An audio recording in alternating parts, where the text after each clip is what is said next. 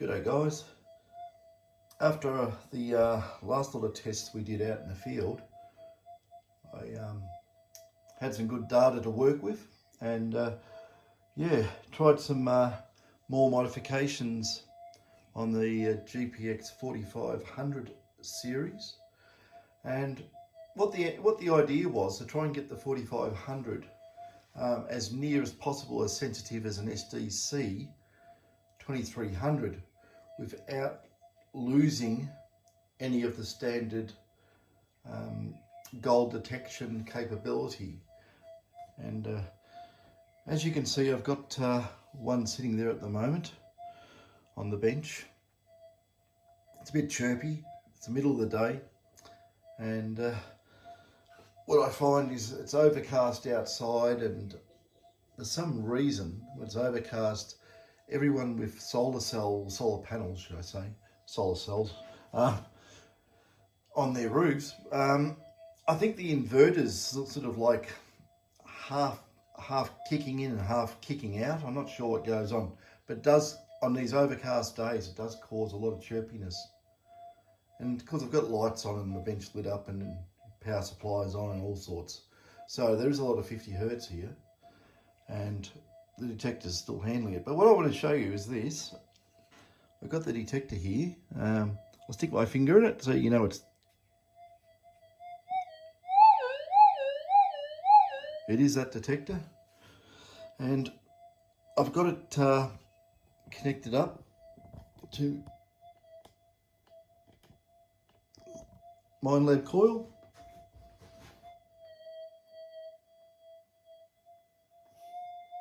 Standard double D Minelab coil. And I've got the detector sitting in cancel mode, in enhance, and I've got the back gain on the detector set to 1. And I've got my front gain about halfway. To do this, I think I have to move this a bit. If I move it near the coil, it's going to start chirping, so I want to keep away. But give you an idea, see that little speck of gold in there? 0.05 gram. My standard I've been using for years. But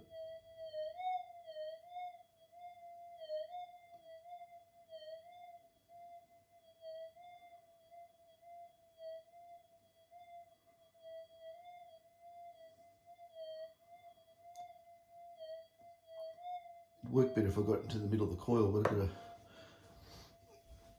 stem sitting in there at the moment, but I'll lay that back, and I should go across the coil too, like how you'd swing it. So I'll move it around a bit.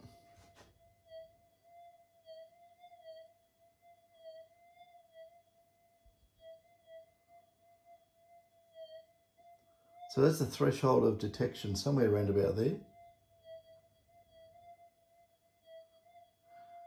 Come down lower.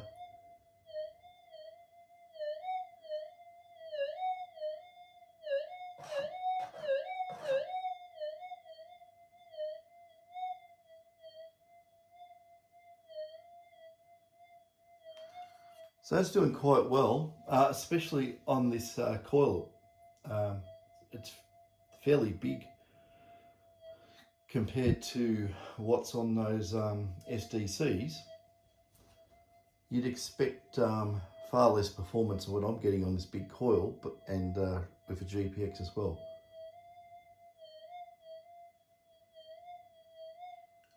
And like I say, I've got the back gain on 1.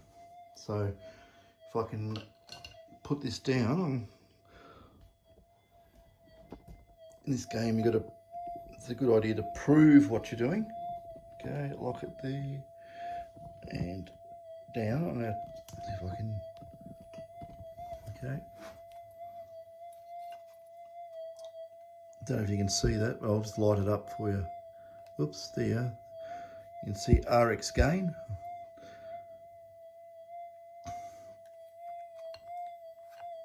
And if I put the gain up, it's going to get noisy. So I'll put it up to 9. And then we'll just bring in all the electrical interference.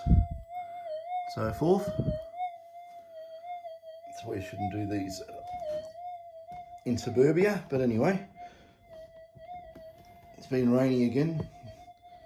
The gold fields are soaked. Okay, to give you an idea, same target.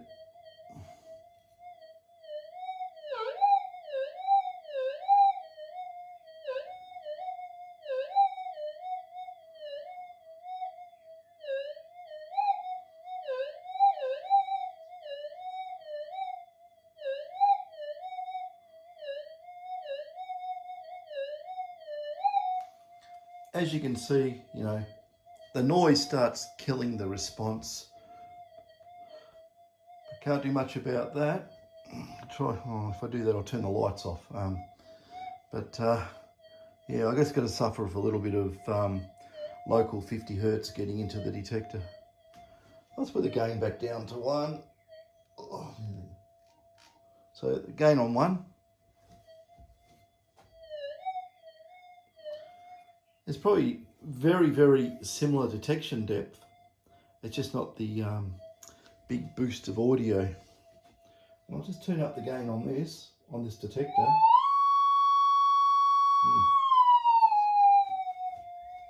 I've turned it up about an extra 1/5 of a turn. It's probably around about a little over half, but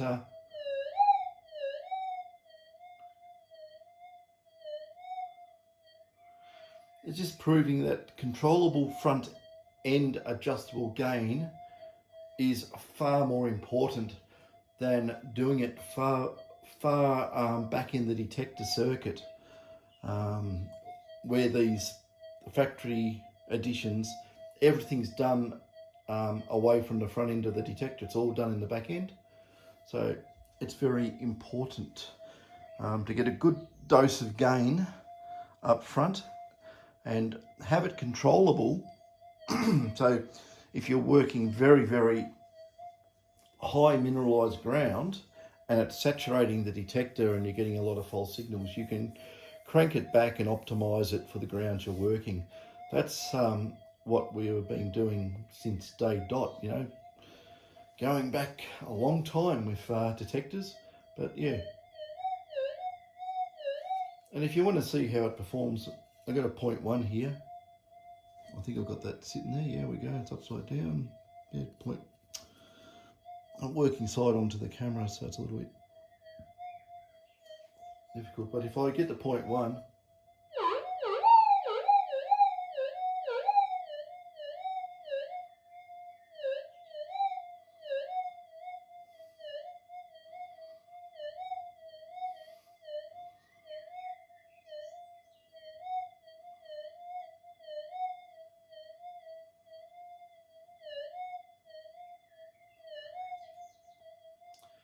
so that's the sort of response you're going to get out of it on a 0.1. I think that's rather amazing. Myself, being looking at the performance of these detectors over many, many years, I know even a GPX 5000 with this standard double D coil, you have to scrub the coil to get that small target. You actually have to rub it on the coil and you'll just get more or less a whisper out of it. You know, I've done that so many times. It's not a variation between detectors, it's actually across the board. So if you want to get very, very tiny gold and not miss the bigger, deeper ones, yeah, variable gain front end is the way to go, and also getting the electronics noise figure down as low as possible, and correct. Well, it's not really damping, it's literally a smoothing. Having the right time constants through all the filter circuits, so yeah, you don't lose gold if you swing the coil too fast. There's a lot of variables there, but like I always say, just put it on the ground, go over it, and just adjust the controls to get the best signal response whilst minimising ground response. And if you practice it, you can get very, very good at it. So, on bigger targets, what can we have? Oh, we've got a gold ring here. It'll probably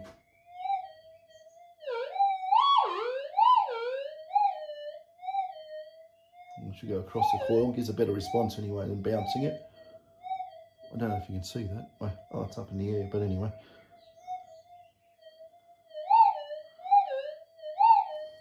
The other thing too, got to remember this is in cancel mode, and the higher up you get away from the coil, the greater the cancellation of the signal. Because you know, over the transmit or the receive coil, whichever way it is, I can't remember.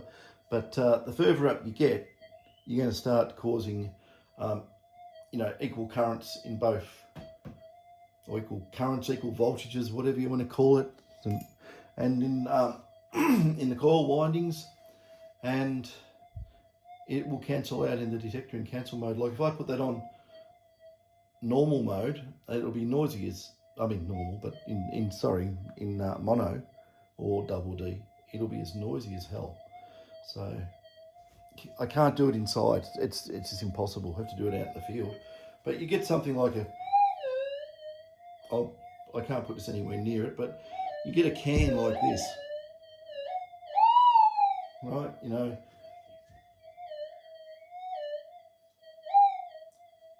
I'm going right over the coil, and probably a fair way above it, but you'd expect, in normal, that would blow your ears off, but just getting a response because of the cancellation.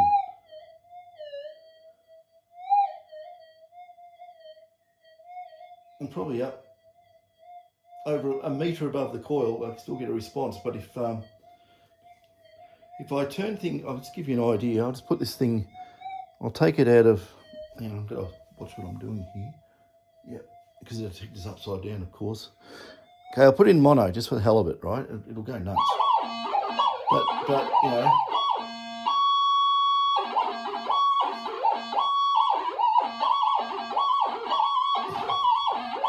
okay, that's enough of that. I should turn the game down to do that. But, I was up easy 1.5 metres getting a signal off that. I'll just give you an idea. Now I'll turn the detector down. Okay, let's turn all the way down, and I'll put it in. Okay. I'll put in normal mode, and this is the gain all the way down. It's as low as I can get it. Everything's basically off, but it's in mono mode. You get your can.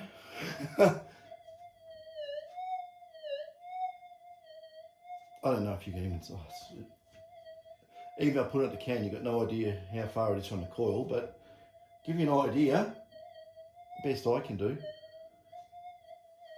You can hear it. It's on 0 gain, and I'm full outstretched.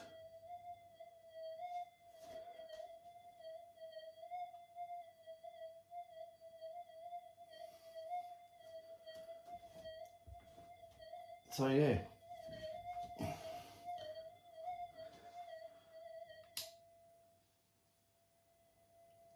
So yeah, on 0 gain, you can hear the detector. It's sitting there. There, full audio. That's how quiet detectors should be. It gives an example. There's very little noise being generated by any of the electronics. It's like there's no coil connect. Well, actually, no. If you take a coil off, it does go crazy too. But it's so quiet, and you can just get a target and go over it, and yeah, it'll blow your socks off.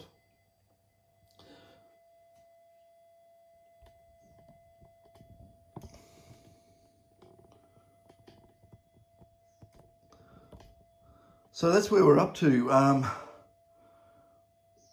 you know, with these experimental modifications, I think getting pretty close to being able to be put on the market. I've got to go and do some more testing in the bush, and I really have to get up to some very, very heavy mineralized ground as well to do final tests. But you know, I've got buckets and buckets of really super hot rocks and stuff here. I can make up my own test beds and that, but then I've got the electrical interference because I'm in town. So I really have to go out to the goldfields. And that's if it stops raining. It's just raining and raining and raining all the time, and the ground is just sodden wet. So hopefully in the next week or two, it'll dry out and stop raining, and we might get some nice spring weather. Because at the moment, you know, I look outside and I think I'm in, you know, London or somewhere, north of Scotland, I don't know. It's just overcast and wet all the time. So yeah, that's where we are with this series, and we'll definitely get out and give it a go. I've got a couple of other detectors around. I guess go do a few similar type of setup on it. You know, there's always some sitting down there staring at me and waiting for attention, and yeah, sitting over there. They're all over the place. But yeah, things are looking good. Very, very good. As soon as you can exceed the current line of detectors in their capabilities, in sensitivity, quietness, and depth, it opens up the goldfields again. It is just unbelievable. You know, we've got a property, well, it's actually company property. It's over near Avoca, a little bit on, and you know, it's 200 and something acres, 210 acres or something, and gold just comes out of there like all the time. We go over it and we do some, you know, upgrades, and yeah, then more gold comes out of the same area. So yeah, that's looking promising. So I think we persevere on with these upgrades as new and better advanced componentry come onto the market, and yeah, we'll just keep upping the ante and keep improving and improving and improving. And you got to remember too, I'm just using that coil. It's, what is it? It's a GP series coil, and there's all these new coils out. You know, I've got some here, but they're too big. I can't use them in here. And using a GP series coil, it's very, very pedestrian, and it is a double D as well. Well, I've got to use a double D because I've got to use cancel mode for inside here for doing testing. But yeah, you know, you put one of these, I don't know, a new nugget finder or a coil tech, or whoever else makes coils, yeah, it should be even better, especially if a flat wound coil on that small gold. My God, you know, it should absolutely scream on that, and the detection distance should be far greater. You know, out in the field I'm talking about, not indoors. But yeah, I'm just thinking of what else I need to convey as information here. Probably not much. I probably waffled on too much.